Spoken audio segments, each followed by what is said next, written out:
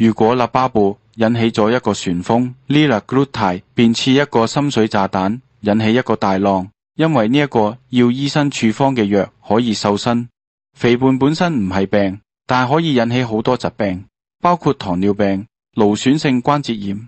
好多糖尿病人唔太會注意節食，但好多肥胖者非常願意花錢瘦身。所以當一個能治療糖尿病嘅藥同時可以瘦身，一舉兩得，便非常之吸引。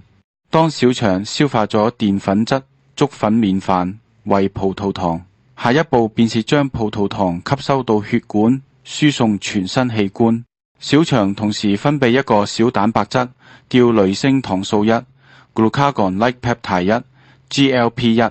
GLP-1 隨血液去到胰，會令胰分泌胰島素 insulin， 協助肌肉細胞吸收葡萄糖。不過血管壁用一個叫 DPP4 dipeptidopeptidase 4嘅酵素廢掉 GLP-1。 藥廠於是想，如果可以提升 GLP-1， 而便可以分泌多一啲胰島素，改善糖尿病。不過呢一類藥，例如 liraglutide 需要皮下注射，但好多糖尿病患者怕打針，醫生好少開呢個藥。但係原來提升 GLP-1 能減少食肉而瘦身，呢個便可以有一個科學根據瘦身。而家 liraglutide 大受歡迎，即使要透過皮下注射，但太多人愛靚唔愛命，俗語話幾大就幾大。